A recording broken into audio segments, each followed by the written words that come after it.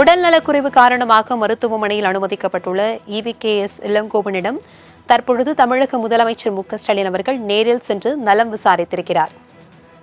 இதுகுறித்தான கூடுதல் விவரங்களுடன் இணைகிறார் எமது செய்தியாளர் செலினா. வணக்கம் செலினா. தமிழக முதலமைச்சர் அவர்கள் EVKS இளங்கோவனின் உடல் நலம் குறித்து மருத்துவமனைக்கு நேரில் சென்று விசாரித்திருக்கிறார்.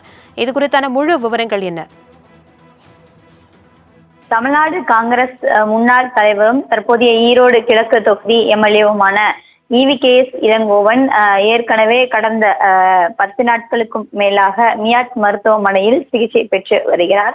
இருதய பாதிப்பிற்காக ஏற்கனவே சிகிச்சை பெற்றிருந்த நிலையில் தற்போது அவருக்கு உடல்நல குறைவு என்பது ஏற்பட்டிருப்பதாகவும் நுரையீரல் சளியினால் மூச்சு திணறல் ஏற்பட்ட நிலையில் சென்னையில் இருக்கக்கூடிய தனியார் மருத்துவமனையில் 10 நாட்களாக சிகிச்சை பெற்று வருகிறார்.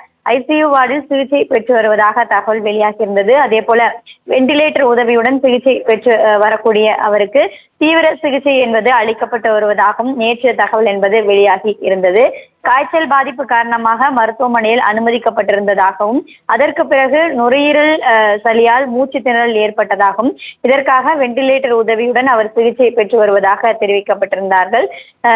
தற்பொழுது முதலமைச்சர் மு.க.ஸ்டாலின் அவரை நேரில் சந்தித்து அவரது உடல்நலம் குறித்தும் மருத்துவமனையின் இருக்கக்கூடிய மருத்துவர்கள் அவரது உறவினர்களிடம் கேட்டறிந்து வருகிறார். அவருக்கு என்னென்ன சிகிச்சைகள் அளிக்கப்பட்டு வருகிறது, அவருக்கு என்ன பாதிப்பு ஏற்பட்டிருக்கிறது, அவர் தற்பொழுது நலமாக இருக்கிறாரா என்பது தொடர்பாக முதலமைச்சர் கேட்டறிந்து வருகிறார். குறிப்பாக கடந்த 10 நாட்களாக மருத்துவமனையில் அனுமதிக்கப்பட்டு சிகிச்சை பெற்று வரக்கூடிய EVKS இளங்கோவனை முதலமைச்சர் மு.க.ஸ்டாலின் நேரில் சந்தித்து பார்வையிட்டு அவருக்கு வழங்கப்படக்கூடிய சிகிச்சைகள் குறித்தும் மருத்துவர்களிடமும் உறவினர்களிடம் கேட்டறிந்து வருகிறார்.